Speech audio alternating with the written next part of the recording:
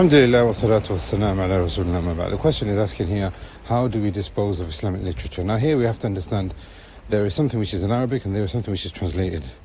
The Quran, the Hadith and articles which have the name of Allah, the Messenger of Allah, Hadith, Ayat, etc., which are translated, they do not take the ruling of Mus'haf.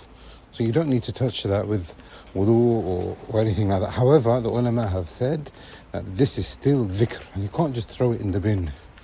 You can't say, well, it's not Arabic, it's not Mus'haf, let me just throw it away. It's not permissible. Therefore, a person must dispose of it in a respectable manner, let's say.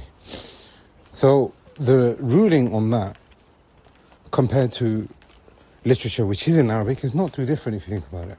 The ulama have mentioned that there are 4 ways that you can dispose of Islamic literature.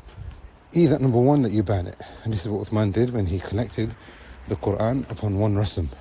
There were 7 qira'at, there were different dialects. He brought it all onto one dialect, which is the Qurayshi dialect. All of the other dialects were banned. Now here, this is an important point. People want to attack Islam by burning, by shredding, by tearing. Here, Uthman radiallahu anh, he burnt the Quran in order to respect the Quran, to preserve the Quran. So we should take offense if those people want to attack the religion and the text in this manner. However, if the Quran is burnt for the purpose of respecting it actually, or buried and put it on the ground or underneath the ground, respecting it, then this is something which is not to be blamed with. So that's the first thing. The second way that you can dispose of it is by burying it, as we've just mentioned. The third way is by putting it in water so that the ink would come off it. Now this has been mentioned classically in the books of fiqh, etc.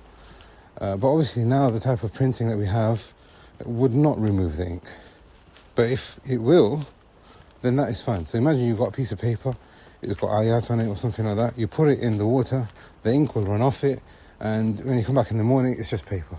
That now has been removed.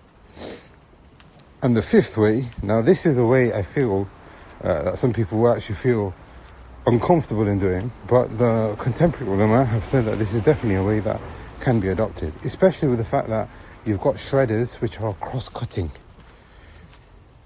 If you've got an ayah, for example, Alhamdulillah Rabbil Alameen, if you separate the letters, alif with the lam, and the ha and the mim, and the dal, etc., that is no longer the ayah, that is no longer the speech of Allah anymore.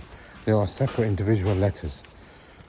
Therefore, shredding is one of the ways that a person can dispose of Islamic literature, especially if it's not in the Arabic language. And by having the cross-cutting one, now these are fatwa that are really old. Ibn Baz and others have said, yeah, shredding is a method that you can use to dispose of Islamic literature. But imagine now the types of shredders that we have, the cross-cutting ones, they shred it from all directions and there's nothing left. That is a methodology that you can use to remove and dispose of Islamic literature. And the qiyas in that is that at the time of the Prophet ﷺ, they used to write on parchments and they used to write on leather, pieces of skin, etc. And some of those used to shred and they used to tear away on palm leaves and things like that. And then it's no longer the hukm of Mus'haf anymore. With that, shredding is similar to that also. So these are the 4 ways.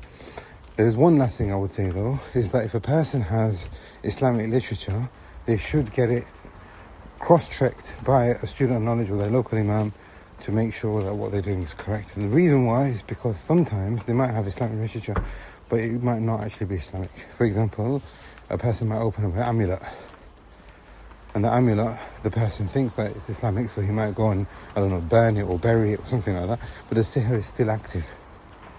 So that is also something that a person must pay attention to. But if he knows it's the Mus'haf, and if he knows it's Islamic books or something like that, then these are the ways that a person can dispose of Islamic literature. We ask Allah subhanahu wa ta'ala that He preserves knowledge in us rather than on our bookshelves.